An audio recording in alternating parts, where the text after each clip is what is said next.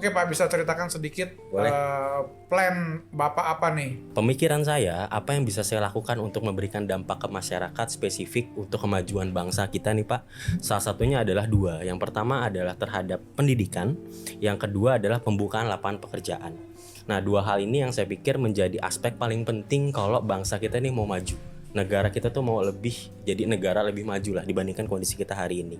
Itulah kenapa kemudian Sevenpreneur ketika saya dikomunikasikan dengan founder kami Raymond Chin, beliau menceritakan soal visi apa itu Sevenpreneur dan segala macam. Saya excited karena ternyata visi atau model bisnis yang akan dibuat oleh Sevenpreneur ini mengakomodasi dua hal tersebut. Satu, dia memberikan pendidikan terhadap orang untuk bisa jadi pebisnis.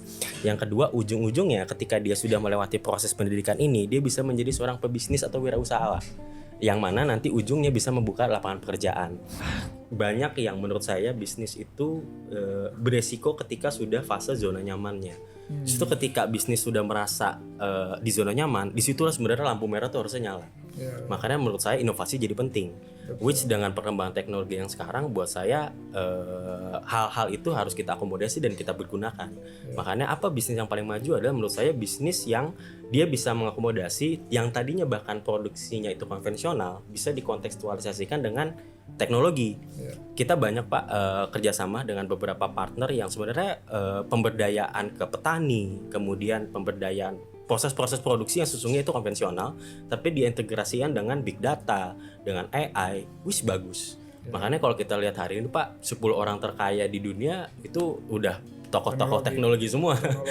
Dulu kan kita masih lihatnya ya tokoh-tokoh yang bisnis-bisnis yang mengambil dari sumber daya alam gitu ya. Tapi sekarang udah bergeser. Di mana orang yang bisa adaptasi sama teknologi dia bisa survive. Teknologi AI, blockchain atau big data saat ini bagaimana nih Pak? Sebenarnya satu soal AI Pak.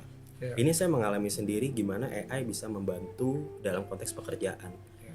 Banyak, ini simpelnya gini, banyak beberapa pekerjaan yang menurut saya itu suatu pekerjaan yang harusnya bisa diselesaikan dalam waktu 2 bulan atau bahkan 2 tahun. Tapi dengan AI kita bisa beresin hanya dalam waktu 2 jam atau bahkan 20 menit.